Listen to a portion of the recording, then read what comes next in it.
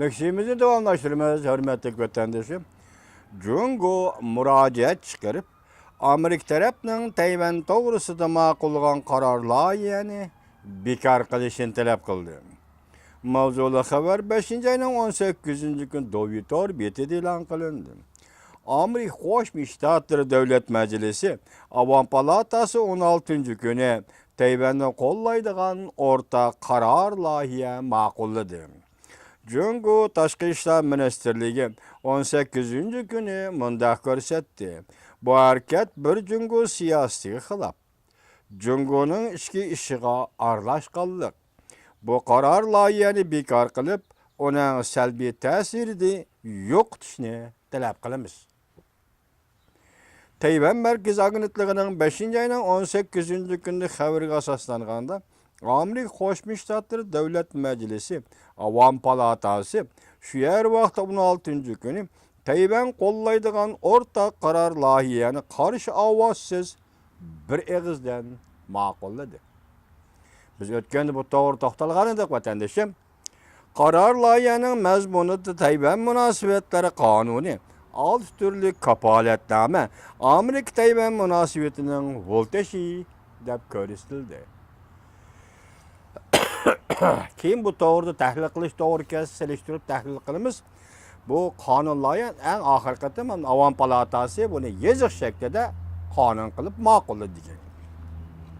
Texmi diqqat qilishiga arziydigan bir taraf shuki, bu Amerikaning tunji qatam 6 turli kapolatnomani yoziq shakliga keltirishidir.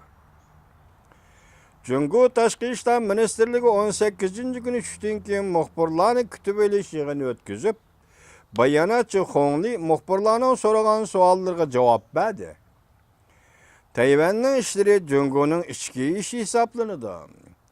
Amerika o'z oldiga Tayvan munosabat qonuni tuzib va har xil kapolat berib, Amerika Jungo e'lon qilgan 3 parcha axborotning ro'yiga xiloflik qildi. Bir Jungo siyosiga xiloflik qildi. Jungoning ichki ishiga aralashdi. Jungo mundaq qilishga qat'iy qarshi deb ko'rsatdi. Bayonotchi Xongli mundaq ko'rsatdi. Biz Amerika Qo'shma Shtatlarining ma'qullagan aloqador qonun loyihasiga qat'iy qarshi turamiz. Biz Amerika tarafdan bir Jungo siyosati 3 parcha axborot, birlashma axborot, Tayvan mustaqillik qarshi va'dasiga amal qilib, o'rtaq qaror loyihani darhol bekor qilishini va qaror loyiha keltirib chiqargan salbiy ta'sirlarni yo'qotishini talab qilamiz. Demak, 16 kuni Amerika Davlat Majlisining Avam palatasi Tayvanda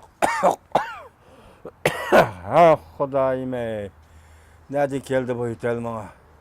Tayvanni qo'llash to'g'risida qonun loyiha ma'qulladi degan gap.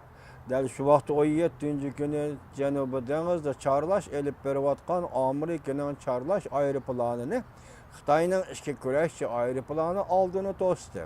Orliq faqat 19 metr qoldi. 9 metr bilan 15 metr orlig'ida qoldi.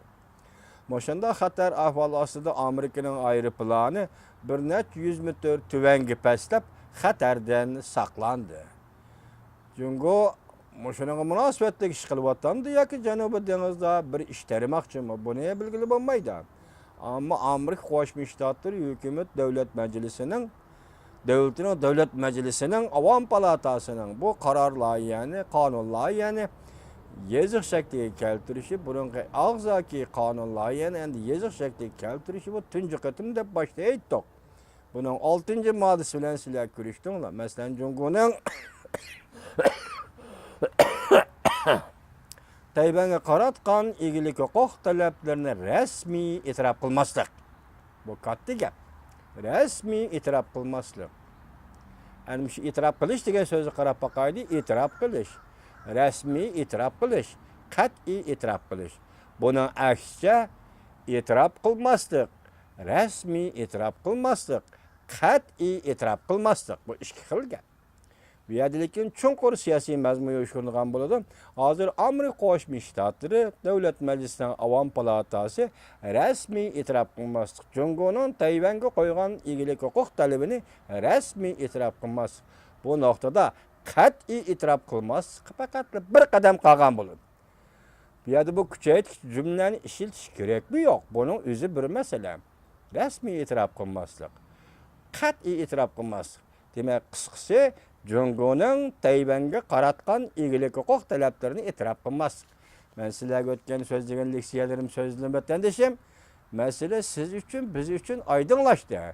Nemişki Jungo hükümet için aydınlaşmaydı. Nemişki ola qayta bayanat ilan qilib konu sözler tekrarlaverdi. Tayvan Jungo'nun zimini içki işi degan gaplarni davirdi. Biz bunu tushundirib bulamaymiz.